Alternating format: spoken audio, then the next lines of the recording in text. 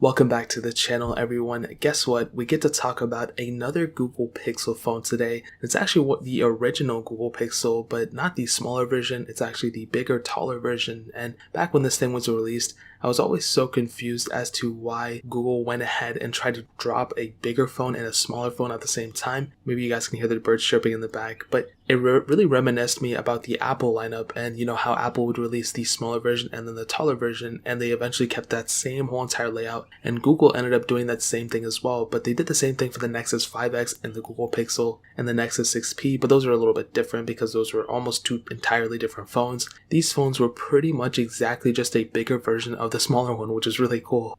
So the Google Pixel XL actually came out in 2016 in October, so it's almost about 4 years old this year, which is pretty insane. Now looking at it, this is probably one of its biggest downsides. It really doesn't look like a really premium phone that much anymore. It definitely still feels and has a little bit of premiumness to it, but it just doesn't look that good if I'm being completely honest. It really does look like those older like iPhone 6 Pluses and things, and they really didn't even change the design too much between the Pixel smaller ones, the Pixel 2 and Pixel 3. Those ones still had quite a bit of bezel on them, but then eventually with the Pixel 2 XL, that one in my opinion was probably the best looking XL version they ever made, including probably even the Pixel 4 XL. It's more or less the same, but that Pixel 2 XL, they did such a phenomenal job at it. On the front of the Pixel XL though, we have a 5.5-inch AMOLED display. It is 1440p by 2560, so it's a 1440p display, thank God, with 534 pixels per inch, and the screen itself is actually a very good panel. It's one of its biggest assets for sure. However, it's basically everything that's surrounding the display just isn't really that good. When I saw Google release this thing, I was like, man, that is not a good looking phone. I have the white model, and I think I had the black model too. But I just don't know what they were thinking. If there was some use to it, if they had a fingerprint sensor there or a home button or like something, then it would make sense. But they just had like just huge bezels on it. It literally looked like a Nexus 4. The Nexus 6P looked really good. I don't know why they couldn't do this, but that pretty much covers it up in terms of the front. You have USB Type-C on this phone, which is really awesome, as well as a headphone jack, which is really cool. So you have both of those capabilities on one phone, which is awesome. On the back, a fingerprint sensor with a little bit of a glass back. I think that's like the best way I can put it. And the single camera setup up top, which I'll talk about in a second. There's no wireless charging on this phone, no expandable storage. There's a little bit of splash and dust resistance, but there's no there's certification. There's no IP certification on this thing, which kind of sucks. So really, in terms of the outside, that really pretty much covers it. In my opinion, it literally feels like an iPhone 6 Plus in your hands. It literally feels like that exact type of design, except you do have a little bit of glass on the back, which makes it feel a little bit more premium, which is really cool. But in terms of the outside, that really pretty much covers it. There's really not too much else going on for this phone. It's very minimal at its core. Now moving on to the software, this is probably its biggest asset for sure. It started off with Android 7.1 Nougat. We are able to upgrade it though to Android 10.0, which is Android Q, which is the latest and greatest version of Android that is being supported right now. So this thing has all those cool little features of Android 10, and I've made so many videos talking about Android 10, and it's really one of the better versions of software for sure. It has a lot of cool little tricks and little things like that all over the UI. I think it was a pretty big upgrade coming from Android Pie 2, and the fact that this 2016 phone supports it is awesome. We have phones like the Galaxy S8 and way other phones like that too that do not support Android 10, which is crazy, but this phone does support it, which is really, really cool. However, what I will say though, and this is some sad news, I don't think it's going to get Android 11 because this is the last phone in that lineup that's getting an Android version.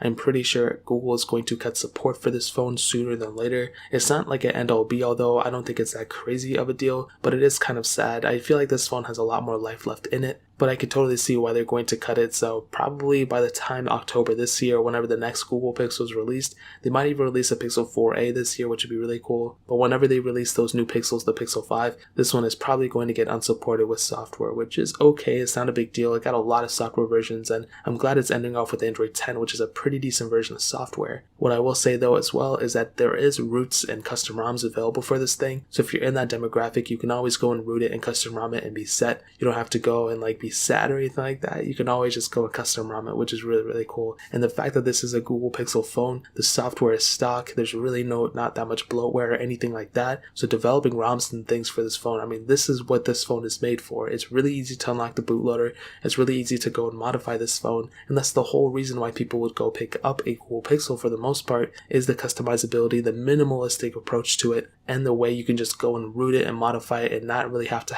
think twice or think a billion times about doing it. It's a very easy process at the end of the day. So that really pretty much covers it up in terms of the software.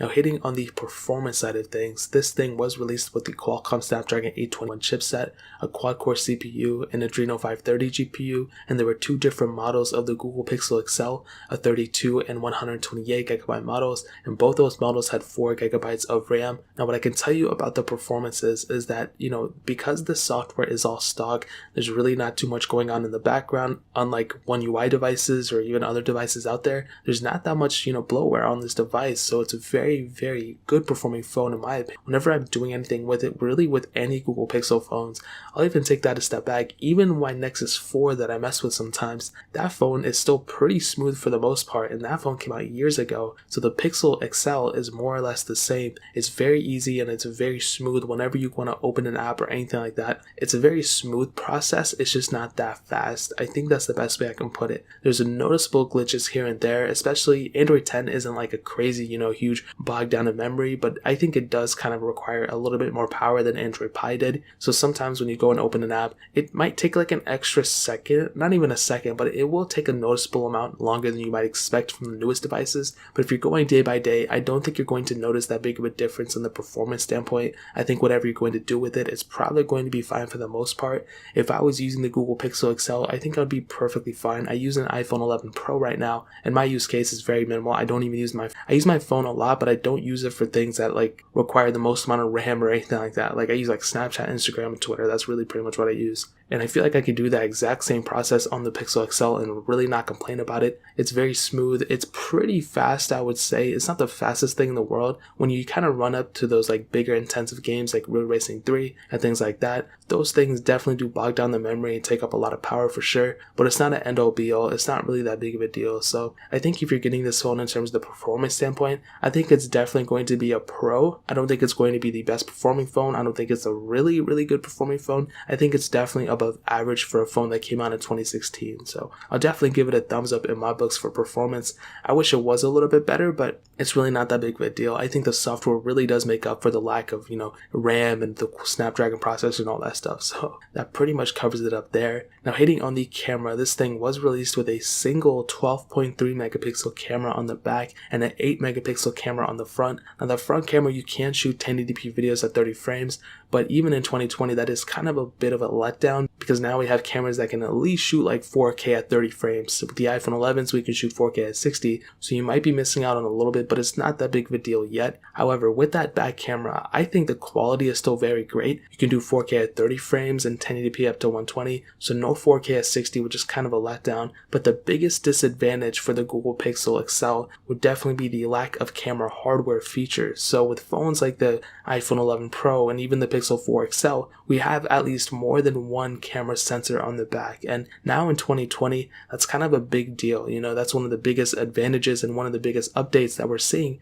are the addition of more cameras. And with the Pixel XL, we only have one. Actually, for most of the Pixel line, we only have one camera. But for this phone specifically, we only have one camera. And that's something that you cannot get with a software update. You cannot go and like get a software update and get an increased camera, telephoto lens, or anything like that. So it's kind of sad, but it is what it is.